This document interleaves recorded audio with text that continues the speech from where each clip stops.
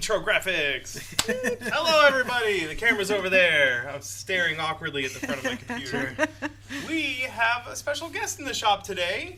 We also have the Prop Tarts hanging out with us, as always. But welcome, Beverly, Brett. Thank you. Yeah, you Happy guys to be here. know them as, well, Downen Creative Studios and photography. Yep.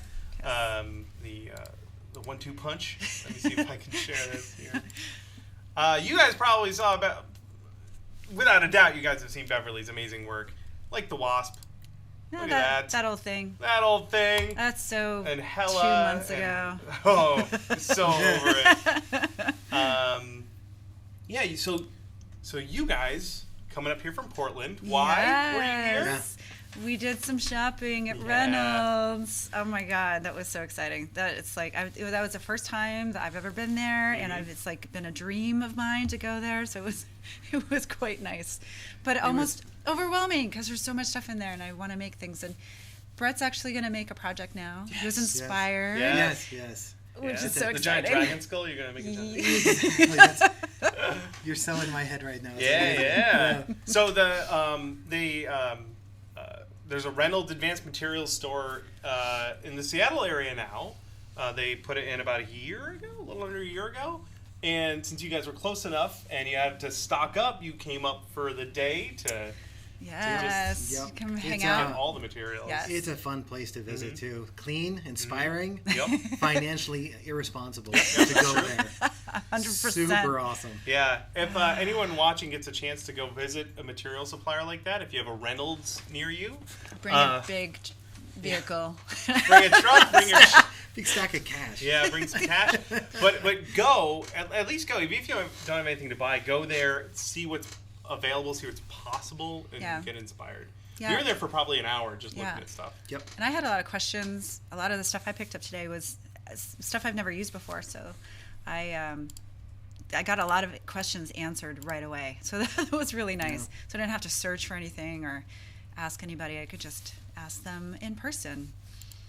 So we're going to have to move up here eventually, so I can be closer. So I can be closer to them. I like it. Also, big shout out to everyone who's contributed to the big collection that all the shops have of user-created content. It's like a museum. It's incredible and inspiring, and it was so much fun to be able to pick up and hold so many different contributed pieces that have been made everywhere. Yeah. So we saw like latex or silicone masks, hand props, costume pieces. One of Eric Coregeek's helmets was there, and a sword. Some of Nick from Modulus Props, his masks were there. I don't actually have anything there. I could just peel something off the wall. Someday, Bill. Someday. Yeah. Maybe they'll ask you. Maybe. But you're right, though. It is an incredibly inspiring place. Just pick up and hold stuff, play with it. Highly recommended if you guys are looking for materials or looking to get inspired. Go check out one of those places. Actually, I do want to point out, too, even if you're international, if you go to Smooth On or Reynolds, their websites, they have I'm just going to share this right on the screen because you go to smoothon.com and there's a thing up here that says find a distributor near you, and you can click on where you live. And, that's a good ad. Go to United States, and then we can go to our state, Washington, and look at that. We got, you have 2. There you go. Oregon has 0, and that's not nice. Right. Come on, guys. So, anywhere you are in the world, I know this all sounds like a giant ad for Smooth On, but we love them, so. It was fun. Hey, Alex is here in the chat, another Portland buddy. Yeti GT. Oh, what's up, Alex? Thanks for joining us, buddy. All right. He's the best. So today we'll talk a little bit about some costumes you guys have worked on. We're going to talk a little bit about cosplay photography. I'm going to close my Amazon wish list that's full of camera lenses. You started a podcast, didn't you? I did. Oh my gosh. I have one episode, but it's called SHEPropTalk. It's the podcast that is associated with the SHEProp group, which is a Facebook group. It's a closed community, so it's for female ladies and non-binary. But that's our community for prop making and costume making and special effects and any kind of making, really. And I've been wanting to do a podcast associated with that for a long time because it's such an amazing community. It's been really inspiring to talk to these women and who might not be comfortable posting in some of the other forums that are out there. So good safe space. Yeah, to be yourself. Yep. Exactly. So dig it.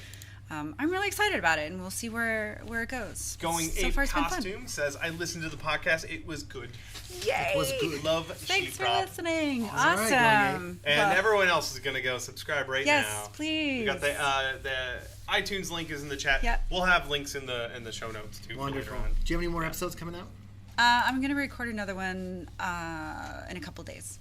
Yeah. But I want this to be a fun thing, and I want to learn something new every single time. So it's going to be more on the making side of things, like how did you do that? How did you paint that? How do you seal it? How do you hopefully seal it and then paint it? But sounds kind of like what I did. I started my podcast so I could drag talented friends in and then mine their brains for tasty nuggets of information. And then on the other side, let me share the screen. There we go. Right, you take pretty pictures. Oh, thank you. Yeah, look at that. He's okay. He's pretty. He's okay. So if anyone watching live has, hey, I know her. I know a lot of these people. If anyone has photography questions, get them ready. Oh, I love these guys. I keep getting distracted by the pretty pictures. If you have any photography questions and you're watching live, get them locked and loaded, and we'll dive into some questions later. But before we do that, what's next on our list here? We talked about Reynolds. We talked about Smooth On. Let's talk about a couple of costumes you made recently. Yeah. So you did Hela last year. Yes. And that costume now lives with Smooth On, right? Yes. Yep.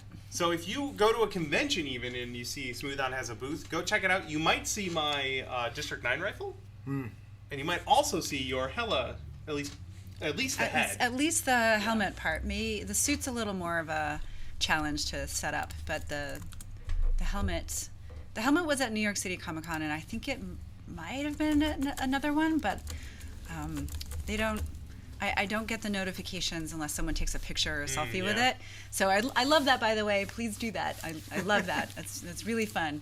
But yeah, the Hela suit was so fun to work on, and then there it is. Oh my gosh! I happen to have really good footage of it. Look at this. Oh, this was at Emerald City Comic Con last year. It's so good. Oh my goodness! You know, sometimes I still look at that and I think like, I can't believe I made that. I couldn't fit the whole address frame. Right. It's so big. It's like my wingspan. It's my own wingspan. Back up a little more. Yeah. I'll just put a different lens on. It's fine. That one was crazy cool. And I love that people will now have a chance to see it even when you're not there, and also you don't have to wear it. That's right, because, it wasn't the most comfortable thing in the world. It was very light, though. That entire helmet was just foam with some Epsilon Pro. Which was not how they did it for the movie. No. For the movie, it was mostly CG, right?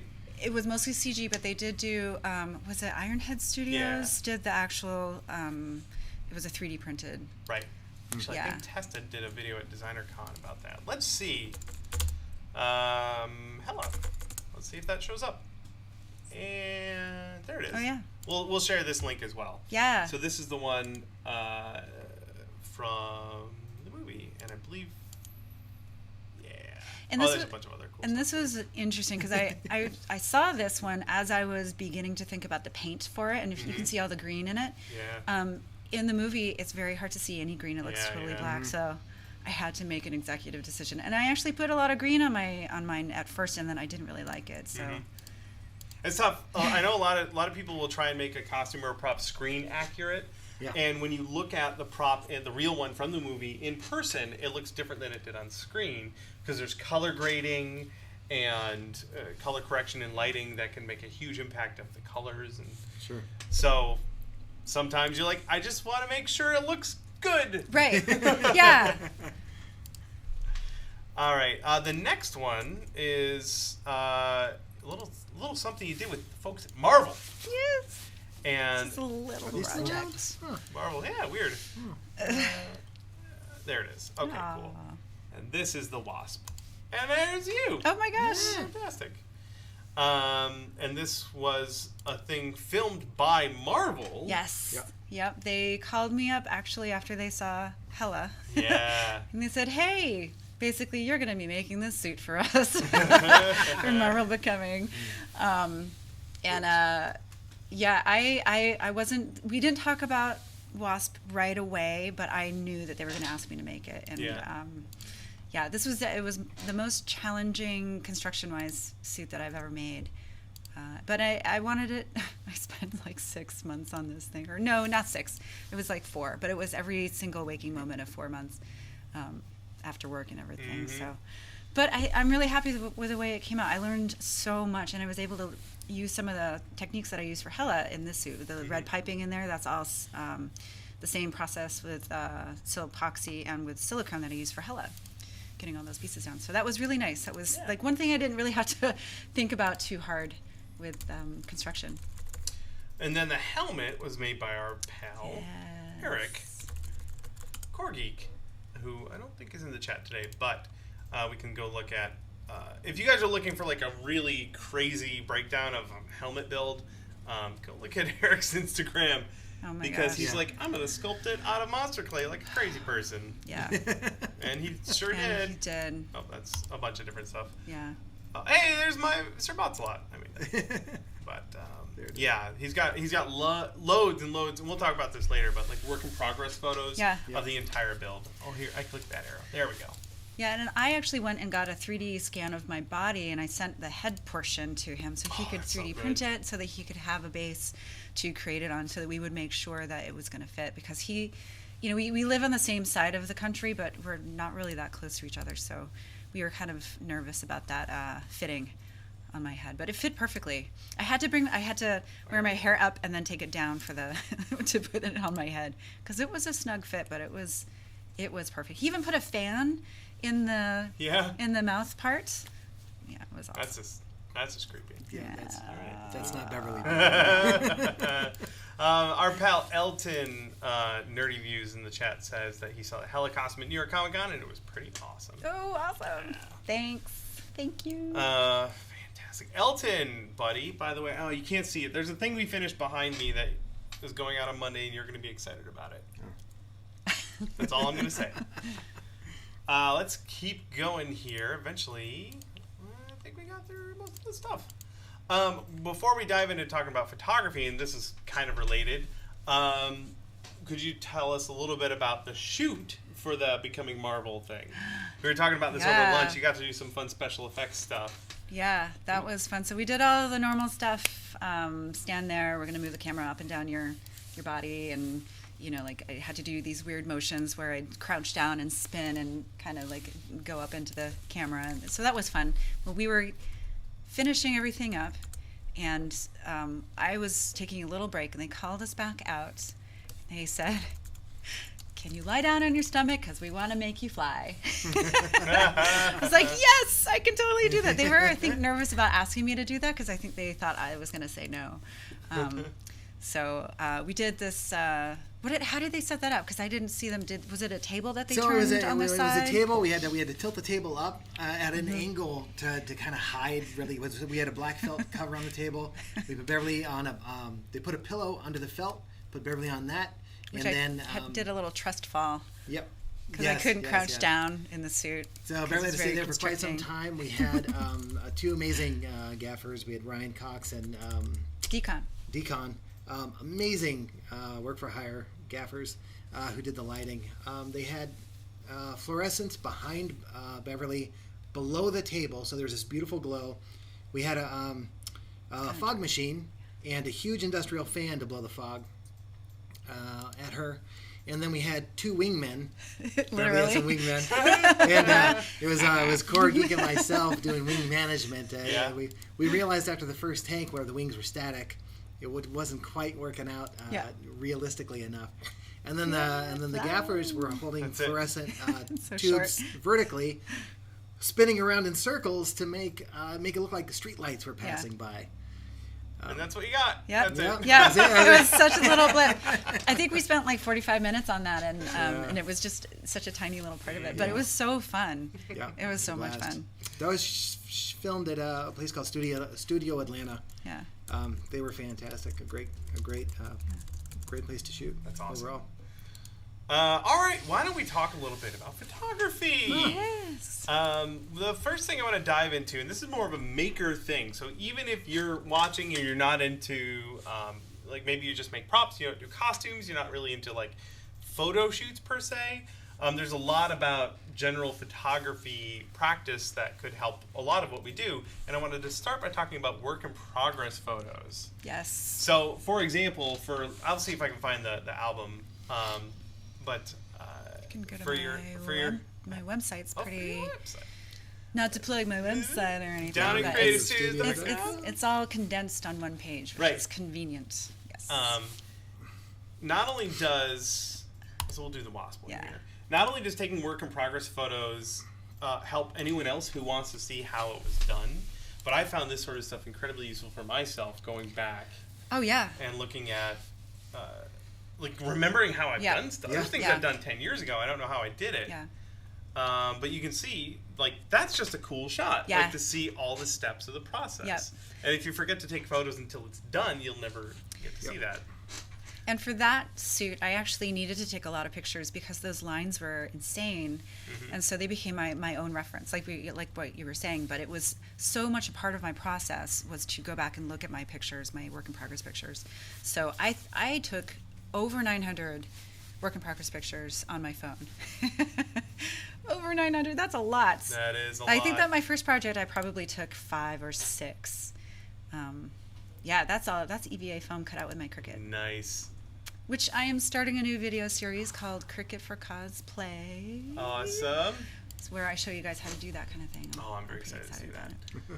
But yeah. So what are the sort of things you would keep in mind when you're taking work in progress photos?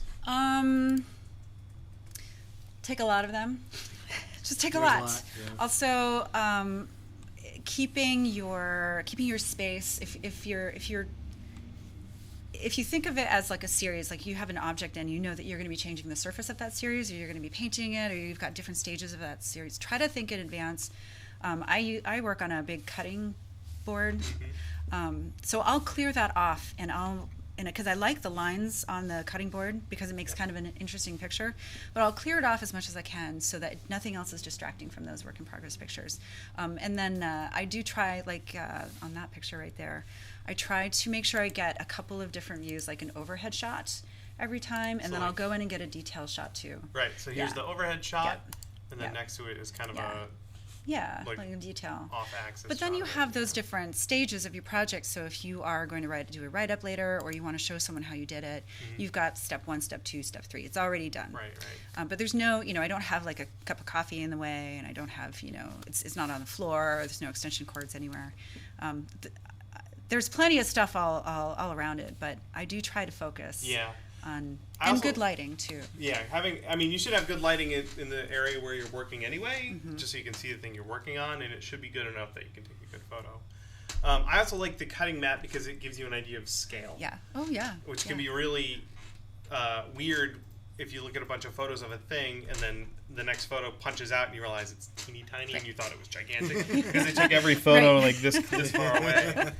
Yeah. Or put a penny in every single picture. Yeah, or something to keep scale. Yeah. Our buddy Terry at Vector Sigma Creations has a Boba Fett, like a 3 or 4 inch tall Boba Fett who is always helping in all awesome. his progress photos. He's like holding stuff. Oh my god, that's funny. But everything is relative to Boba Fett action figure scale. I would love to see a banana for scale work in progress pictures series. I do. I have a foam banana over there I can use. But sometimes when we get really fancy, I'll get Brett to help me set up some lighting or to put the extra fancy flair. Yeah, on we things. we tend to only break out the real camera equipment for the finals versus the work. Phones are so perfect for work in progress. Yeah, to that's go. generally what I do too. And one thing I want to mention about the cutting board is that the cutting board has got scale on it, which is wonderful. Now I've always appreciated that there's a grid right below. Yeah, I'll use that if I need to trace something into like a vector. Yes. I'll take a snapshot with my phone if it's a nice flat thing on the cutting mat. And then I can drag it into Illustrator or Photoshop or whatever, and I can scale it perfectly. Yeah, you guys did a tutorial on creating patterns that way. Sounds like something I would do. Yes. I don't remember. It exists. I have watched it. Or is that... I did a good yes, one with no, Evil I think you did one with him, but you've done it a couple of times. Yeah. I had a stick. I tried to find a stick, and I was just, it was really... Ted's awesome. And he just got married. Congratulations, Ted. Congratulations, He's probably not watching. But I would just point at the screen where he should click. Yeah. that worked great. We'll try and find links for those, the things we just talked about. Just throw in the comments or the show notes. But yeah, taking work in progress photos, really, really great. Another thing I'd like to add is just if you're gonna like work on something all day, take a break every hour or so and grab a couple shots. Yeah. You don't just want to get one at the end of the day. Yeah. Nope. Try and get as many as you can. You can take infinity photos now, so just go nuts. We have never regretted having too many photos on hand. We never regret. That's not entirely true, but for the most part, I don't regret having too much footage. Yes. When this computer's like, yo, I'm out of space, I'm like, sorry, buddy. Yes, Beverly's phone wouldn't update one time. So, what's wrong with my phone? It's like, well, you've got 11,000 photos. Yeah. Might be the problem. So sometimes I've been trying to get a little creative with my work in progress pictures, like getting a top-down video or a photo of my hands in the frame is really hard when you don't have an extra person. So I have set up like some shoe boxes, and we have this old glass shelf. And if you just balance one of those glass pieces on top of the box, you put the phone on top of that, then you can work underneath there. And it's actually kind of perfect. Yeah. I did one overhead video like that, but it works. It's super, It's very clever. Yeah. It's budget overhead video. I was shooting photos for a project where there were some shots where I needed to use both my hands to hold whatever I was working at. If I was gluing two things together, I still needed to take a photo. So I had my camera set up, and I bought a remote shutter release for it. And I put that in my mouth. And I would hold the thing, and then I would just bite the button, and it would take a photo. It worked perfectly. Yeah, we figured it out. Yeah. We're resourceful. If you don't have that, you can use the self timer, and I'll set it to like the lowest time, like 2 seconds. Yeah. So I'll frame it, focus it, hit the shutter release, and then grab my thing, and then it'll go off. Okay. And so you don't have to bite the shutter release, but I'm impatient, so I can't wait in 2 seconds. You leave that for the pros. Cool. All right, let's move on to more photography stuff. We've got. Let's just talk about some basics. So there are. What's going on? I'm opening everything. Good, because that's all I've got. So I think one of the things people ask about all the time now, if they're just getting into taking photos, they want something a decent camera for not a lot of money. Like, do you have any guidelines for that? I tend to just spend as much as I can afford on the best camera I can at the time. But I think that's unnecessary this day and age. It is. Mid-level cameras are amazing right now. And I don't want to throw any one particular brand like a bunch of kudos, because there's so many good ones coming out right now. Yeah. The digital world has really changed who the best are, and as it turns out, there's a lot of really great companies making really affordable cameras right now. For anyone wanting to get into cosplay photography, though, I would still recommend they get an SLR, which, basically means you can change lenses. Yeah. You're not going to want a point and shoot with a 10-time lens in it or anything like that. It's going to limit you really fast, and you're gonna lose the passion because you're just not going to see the results you want. Yeah. So any midline SLR is a great way to start getting into. Do you have a favorite lens that you would start with? That's a tough one for me because I shoot prime lenses. Yeah, right. The biggest one you can find, then double it.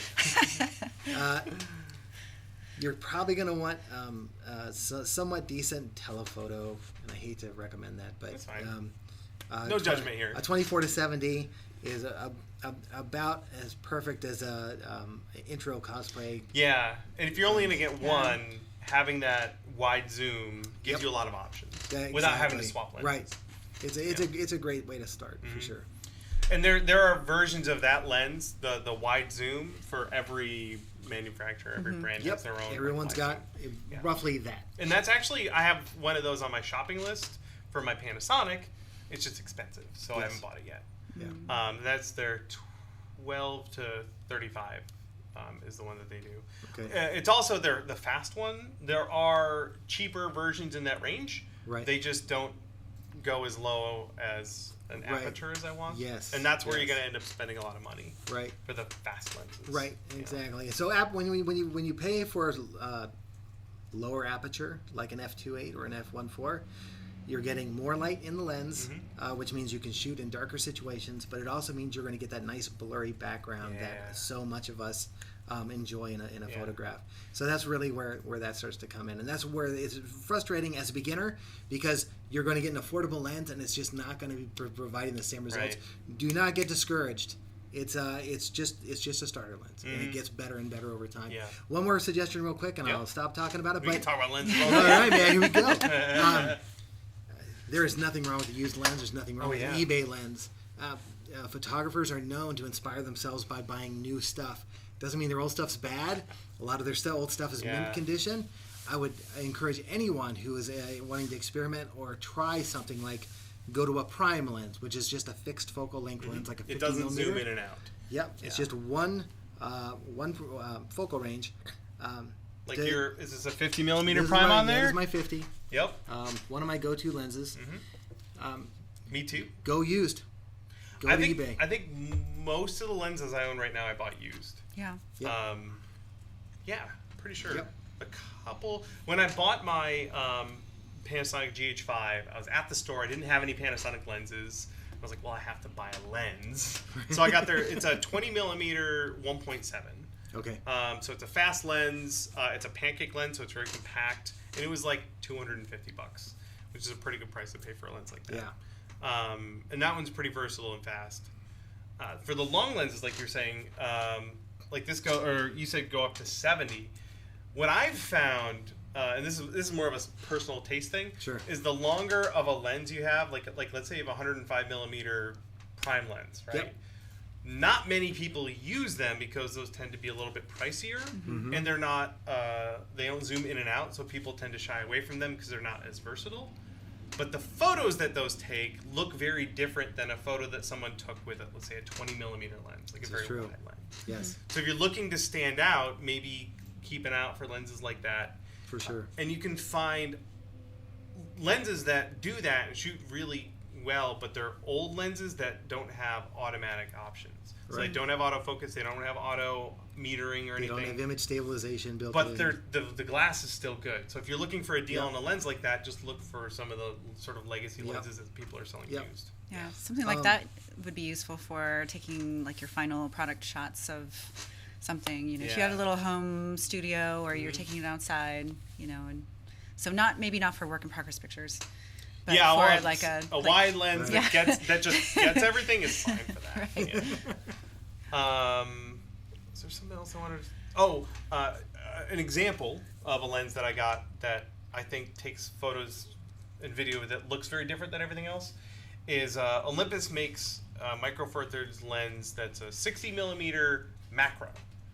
So because it's a 2x, and I know I'm jumping into like photography terms here. Deal with it. But because it's a small sensor, it actually doubles the effective range of the lens. So it's more like a 120 millimeter lens. So it's a pretty long lens, but it's a macro, and I can get this far away from something. So I can actually take pretty good portrait shots with it. Yep. But I can also fill the frame with a penny. It's really cool. And occasionally it's a fun thing to throw in a video. Yeah. Like I was sanding something.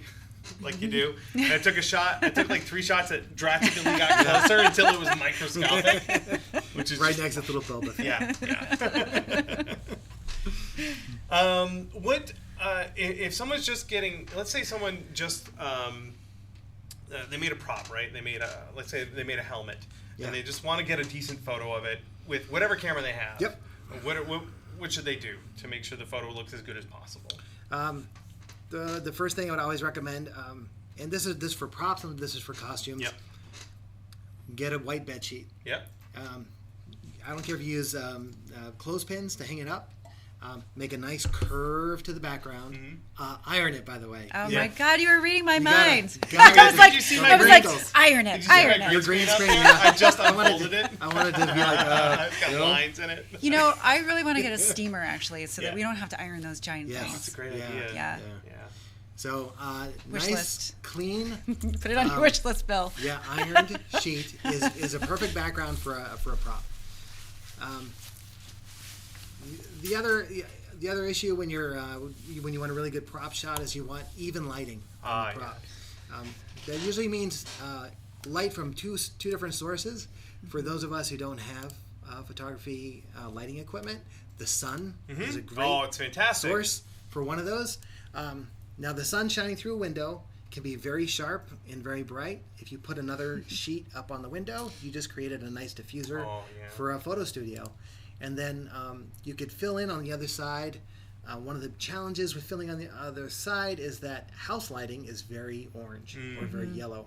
Yeah, these bulbs here are really warm. Yeah, and that's something you have to watch out for. So you either have to adjust the cast after you've taken the shot, and any phone camera will have a cast adjustment on it. So that changes the temperature of the picture.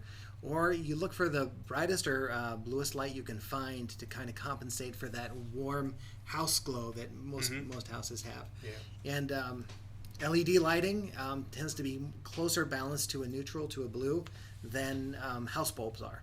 So LED lighting is fantastic for that. Beverly and I shoot a lot in the house. We shoot video and we shoot photography, and we bought LED panels. And they're super affordable. Yeah. We have. They're so great. We have 3 of them. We have 3. Yeah, we have 3. Which is great because they're versatile. Well, we have 3 of the same size, and then we've got that big one. Yeah, we have the big one. We have so we have 3, and they're just standard little panels. We bought them, sure, on Amazon. It's like a 3 set. Newer, or I can't remember the brand. We have some of their little ones. Yeah, and they are super fantastic. And they're dimmable, which is really nice. And you can adjust the temperature on them. And then we have one bigger landscape LED that's made of flexible material that holds the LED in place, so you can actually bend it around objects if you want.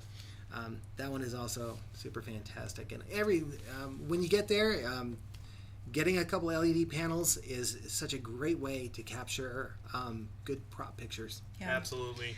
I have a quick recommendation too. A buddy of ours runs a channel called DSLR Video Shooter. Oh, cool. And his name's Caleb. Really smart guy, really nice dude. And he has a ton of videos about different types of lights. So, for example, this video is 10 video LED lights for between $50 and $100. And he has several ones that are for specific budgets, which is great if you're like, yo, I need lights. I have $100. How can I get the most bang for my buck? Right. So, if you want to get 2 lights for $100, you could go check out the videos and see what he recommends for $50 per light. Yeah. Yep. And we'll link to that in the show notes as well. Great job, Paige. High five. There we go. Let's keep moving. Yeah, light is really the critical component there. For that, and the reason I recommend a white background, not only because it will reflect a little bit more light around your subject, but it shows the details so much better. Anytime I want to catch a final image of a costume for somebody, guaranteed I'm going to shoot a white background first. I shoot a lot of dark backgrounds for a dramatic action, and it a lot of the costumes we shoot are kind of on the darker side of the superhero life. But if I need to catch it for a final to show how awesome the details are, it's going to be on a white background every time. Let's see if we can find an example here. Yeah, look at this. Oh, that's so cool. Alan Wang. Yeah. That's so cool. And so that's a con shot on a white background, but you can see how the details pop with that lighting. That's amazing. That looks black and white. Is it black and white? I think you did, because that's the carpet. You can see on the left. There's okay. color. Yeah, horrible. Funny, it looks black and white. Carpet. Yeah, it's interesting.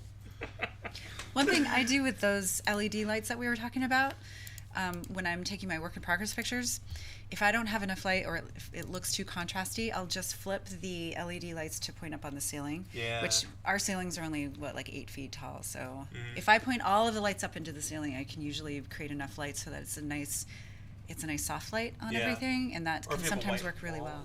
Yeah. Just reflect. But bouncing the light sometimes. And you can use like a red shirt as a bounce to bounce some warm light into someone. Yep. Yeah, there's a lot you can do. Yep.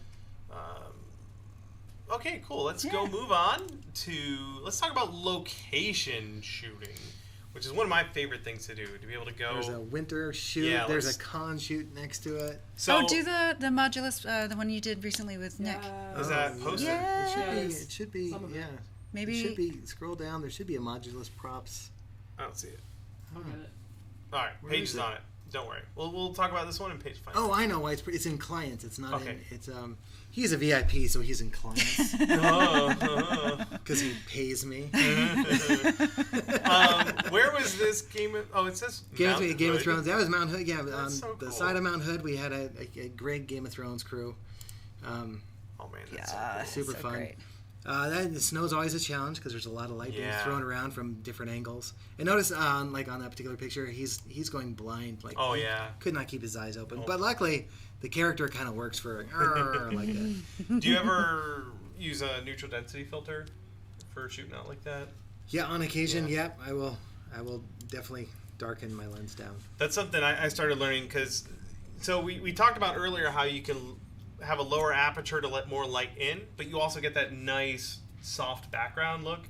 If you're out in the sun, now for photo you can just crank up the shutter speed. Yes. But for video, that drastically changes the look of the video. It does. So what you'll do is you'll basically put shades on your lens, like sunglasses. Right. To make less light come in, and then you can shoot at a low aperture with a low shutter speed and get that really cool cinematic look. Now, depending on how much distance you have, you can also fake it by going with a very long focal range, and that'll give you the same soft background that an f2.8 would, but you're shooting at f8. Yeah. Actually, that's a great point to make. Whatever lens you have, whatever camera you have, if you can zoom in or out, don't just zoom in, also get closer, or vice versa. Right. Because the zoom makes a difference, but also your distance to the subject, which is where you're focusing, also makes a difference. Right. And it's worth playing with basically the same shot, except this one is up close and zoomed out, or this one is far away and zoomed in. Correct. Yeah. Two very different looks. Yep. And again, like we said, you can take infinity photos now, so just try all those things and see which one you like best. Keep shooting. Memory cards are cheap. They sure are. Let's go find Nick. Yeah. Where did scroll to the top and go to clients. He's somewhere in there. He should be. There he is. There he is. Modulus Props. Oh damn. Oh yeah. I haven't seen all these yet. Oh, so this was a really, really cool location. This is cool. This is called the Taylor Electric Building in Southeast Portland, and the original Taylor Electric Building burned down. I think is in 2005-ish, somewhere around in there. It was a husk of a building, and it didn't take very long for artists to cover it with graffiti. Wow. Well, the people, the owners of the land, when they rebuilt, they maintained those walls. Oh, that's so cool. They put support structures up, and then they invite artists in on a regular basis to refresh them. So they're hiring and paying artists to come in and inspire. Now, when we showed up there for the shoot, this is the first time I've ever shot there. And a security guard came up to us, and first we were like, "Oh, here we go! Here comes the friction." And he said, "Hey, I love. Let me see the prop and everything." And then he said, "You need to go inside and shoot inside. Yeah. Don't wait. Go inside." I know. He was just like, don't miss it. I know. Yeah. Like that's no. They invite crazy. people. You're not kicking us out. You're telling us to go further. That's great. First time I've been invited on private property to do a photo shoot. Yeah. Usually I trespass. Recent story. Our friend Harrison did the transistor sword. Yes. And him and Emily wanted to get a great photo of it. They had a specific area in mind in Atlanta. And so they drove up to the top of this parking garage and got I got to find the photo, obviously. They found the perfect spot. They had a motorcycle. They got out of the car. They set it up. Took a dozen photos before security showed up, and they were like, "Yo, you can't be here." And Harrison looked at his phone. He's like, "That's cool. We got everything we need for us." It is usually better to ask for permission ahead of time. Yeah. But sometimes if you can work fast, get in, get out. And of course now I can't find the photo. I know I posted it recently. I'll have to dig that one up. What did I have next? Oh, we were talking about location. So do you have, like, in the Portland area then, do you have a handful of locations that you really like? Yeah, I do. There's now it comes down to the cosplayer as well. Half the time we shoot industrial because it just fits the character better. A lot of the times, like the Mount Hood shoot or forest shoot, somewhere more natural fits for a lot of other characters. Recently we shot with Abby Solers in Washougal, into the Washougal forest. Huh. And it ended up, she was Nature's Prophet from Dota 2. Oh, I'm going to get that wrong. There's some other... Perfect for a forest. It was great. So it depends on the character. But yeah, we have a handful of places we like to go. And I'm doing kind of what you're doing here, where I scour other people's photography in the area to find out where they're shooting or see if I can figure out. A lot of times images have GPS information on them. Oh, that's right, yeah. And you can alwaess track it down that way to figure out where they shot. That's a great tip. Oh, that's cool. And creepy. Little creepy. And they decided to put the GPS. I don't, because I take an awful lot of photos here in my shop. Right. But yeah, if people decide not to turn off the GPS data on it. Here's the photo of Emily and her awesome transistor burp. There it is. I mean, that's great with the lines on the building there. It's gorgeous. And they literally set that up. They had a couple of lights. They went out there. They just snap. And this took them maybe 5 minutes before security showed up. And again, not a lot. Obviously, amazing model, costume, prop, and motorcycle are all required. Yeah. But the shooting part of it, there wasn't a lot to it. Yeah. I think this is probably with Harrison has a GH5, and I think he has a 20mm lens. So it's a little wide, which is kind of cool. You get the whole building in the background. Right. Yeah.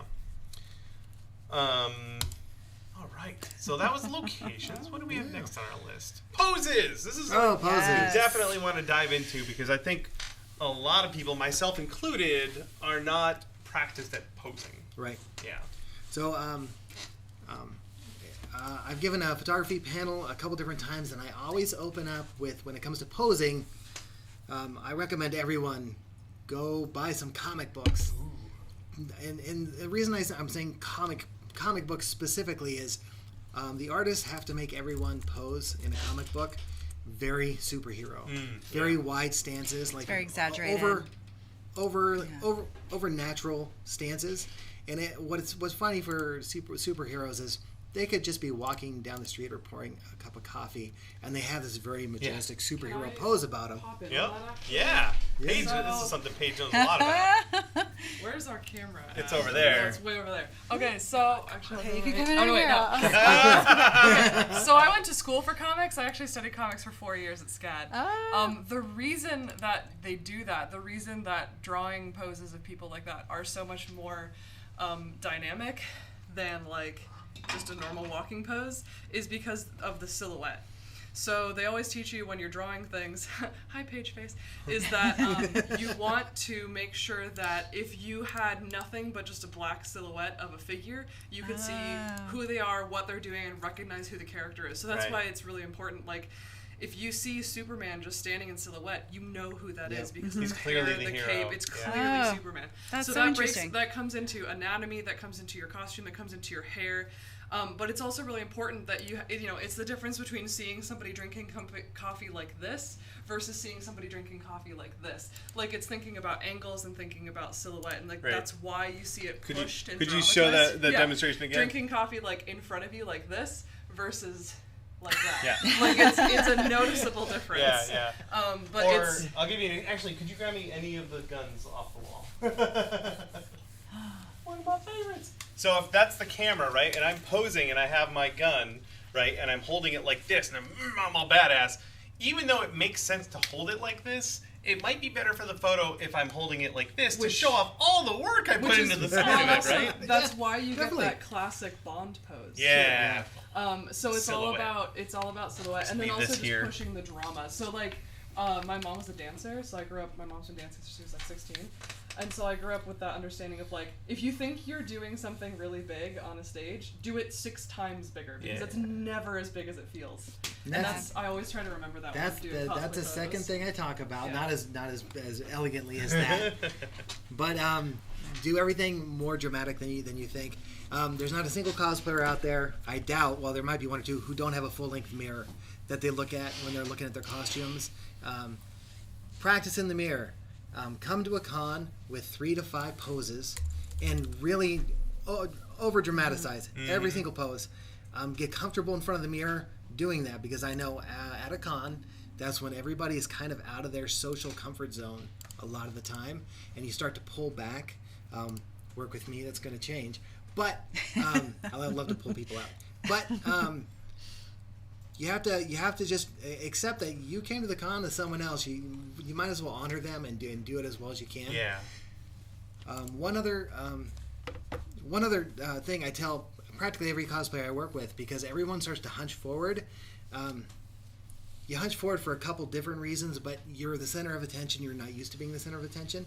People tend to pull forward a lot. So bring your shoulders back. Even if it feels like you're bringing them back too far, you're not. You're actually practicing a really good posture, and it comes across on the photograph so much better than hunched arms. Yeah. One other thing I would share with anyone is that arms by your sides don't do you a whole lot of good. When you're taking a picture, first of all, it pulls your shoulders down again.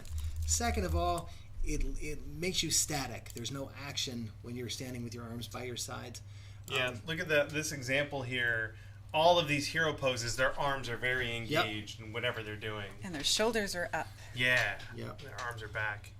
For sure. There's a question in the chat, or a comment. Corium9 says, I keep forgetting to raise my chin level. That's something a lot of people do, and I find myself doing this too. Time to take a photo, and you're like, okay, let's do this. And you try and put your chin into your... Please get all 4 of my chins on this picture. We can't be all be beautiful, Bev. We all do jawline.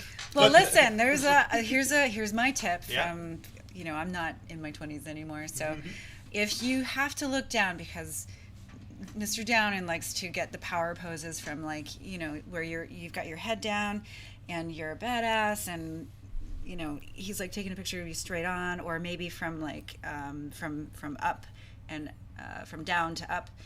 If you have to look down and you don't like to do that, one trick to do to get rid of your chins is just to kind of accentuate your chin forward just a little bit.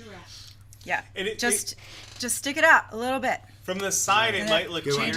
If you're doing, and it's not that extreme, it might look a little weird. But from the front, it actually may not look as weird. Yeah, but that's where practicing in front of a mirror helps a lot. It does. Now, let me put everyone's mind at ease too, because I know nobody likes to. I don't like to do that. I've got way too many chins to consider at that angle. I can't stand it. You gotta grow a beard, and then you can just draw a line. There you go. That's what I do. Imagine, if you will, there's a chin. So, if you are working with anyone, and in there we're telling you to put your chin down, which has many dramatic effects to it, and I love doing it.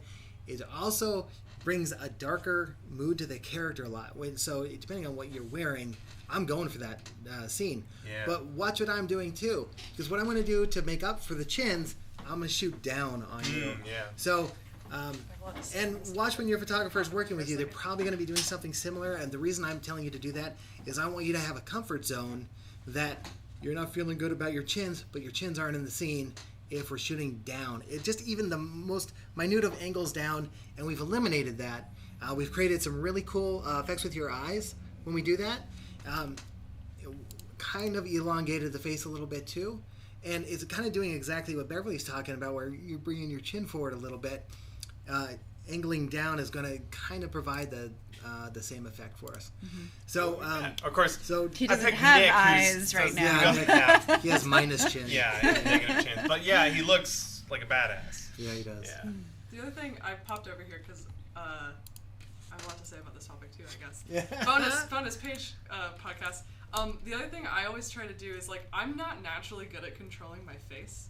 Like, that's not something that I just am intuitively good at. I totally have resting bitch face. Do you have one eyebrow that just, like for me, my one eyebrow is like, I'm going on vacation! I'll feel like I'm making a really dramatic expression, and I'm not. Like, a lot of times, if I'm sitting and just perfectly content, people are like, what's wrong? And I'm like, nothing. Like, I think that my face is expressing what I'm feeling, and it's not. So, like, I will practice, before going to a convention, I will practice expressions so I get what it feels like to make certain expressions, and I'll kind of look at, like, okay, what angles feel good, and I remember what it feels like to put my face in those angles, and also hands. Oh yeah. Yes. Hands are a really... What do I do with these? Yes. What do I do with these, Brett? They're a really big thing. That's why I like having a prop. Yes. I'm like, a prop in each hand. Yeah. I know what to do. But even when you're holding a prop, there are things that you can be doing. Yeah, with your I see hands. so many cosplay photos where people's hands are just kind of limp, or they're doing something like, I try to think of, I did Aikido for a while, and one of my favorite expressions that they would use to describe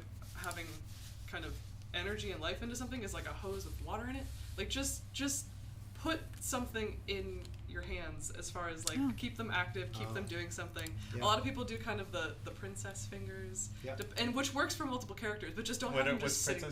Just the difference. It's the difference between having, like, a limp hand and then just, like, an I don't think I know how to do it. just you know. I look like I'm doing a Michael Jackson video. Doing something with the hands that are not just limp, and it's hard because it's easy to forget about, because, like, you know, in normal life you just do things with your hands or whatever. Hey, Tasmania Nerd is very distraught because you're not wearing your Spyro hat.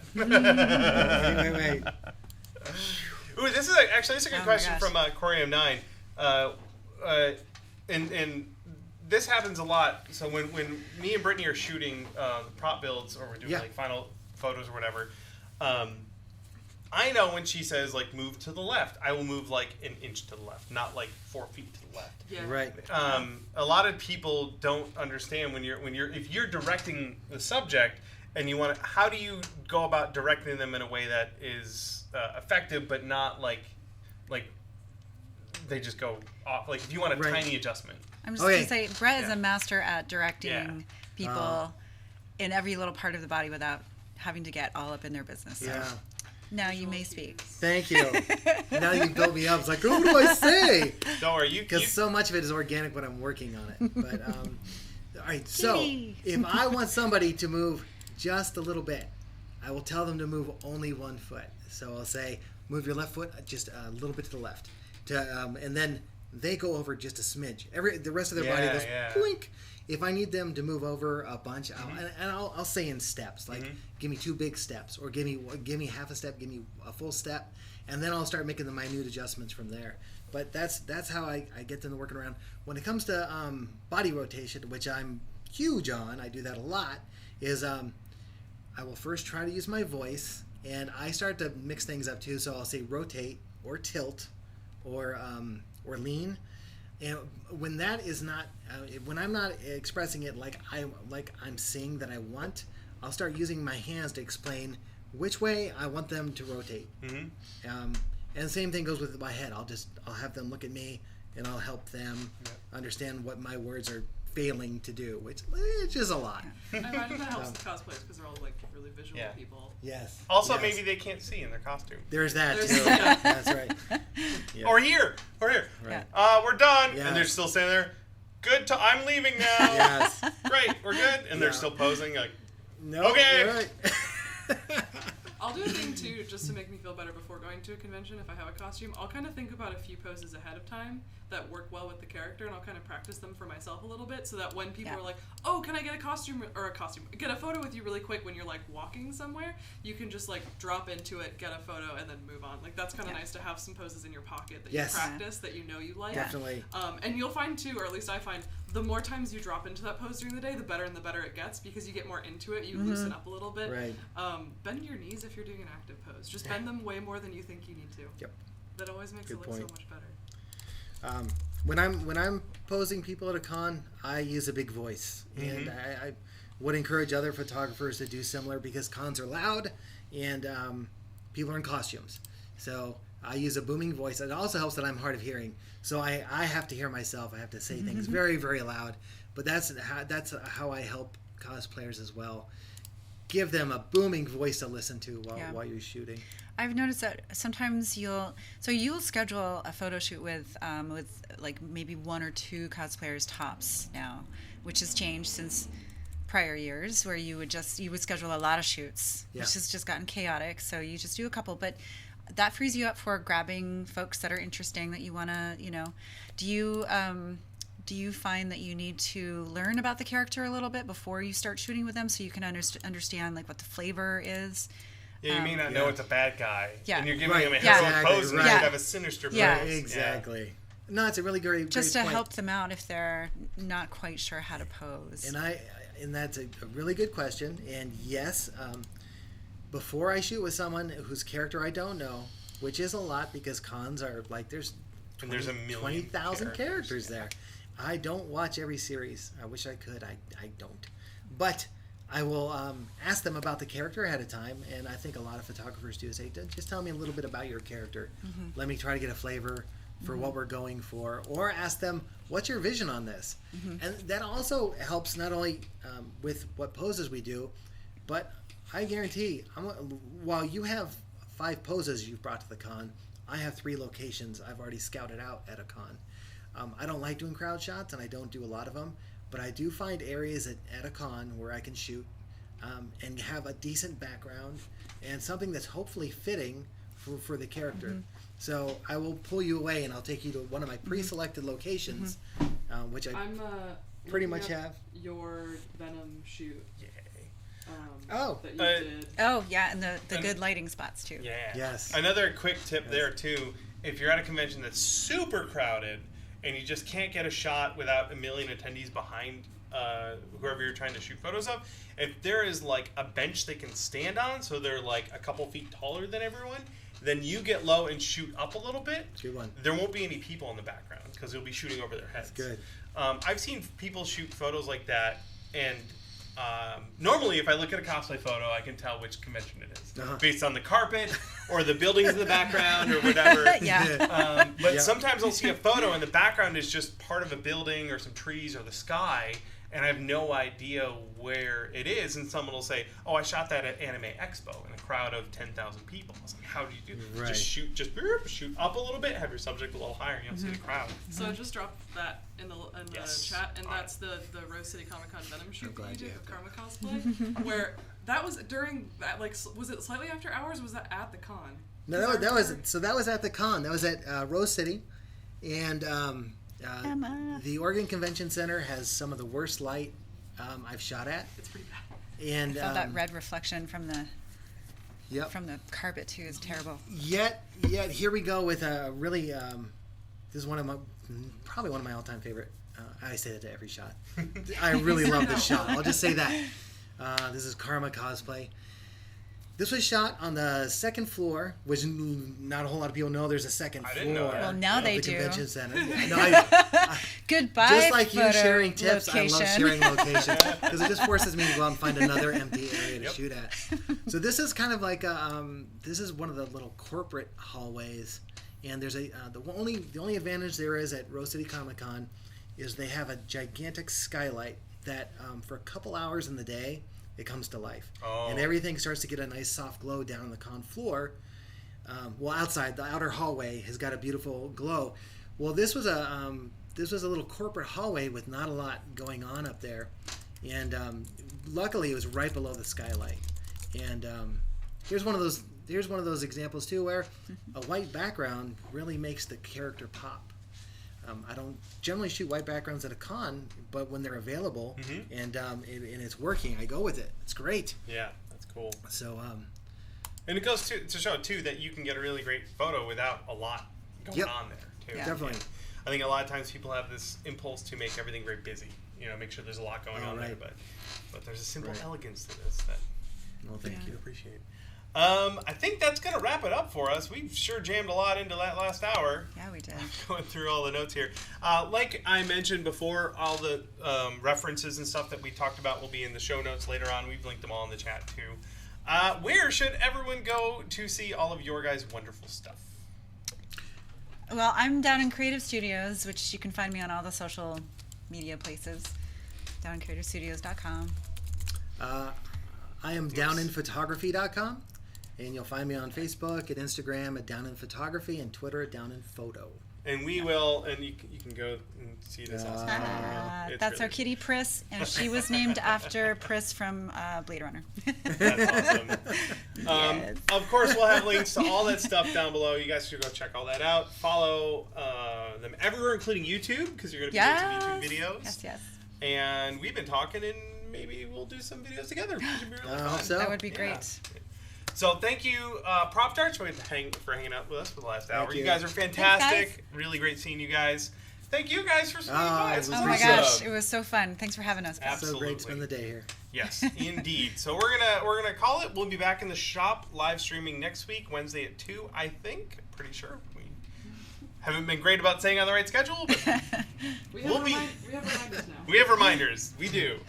Thank you, Paige. And thank you, everyone, for hanging out. We'll see you in the next one. Bye, gang. Bye. We'll end it on this glorious photograph. Meow.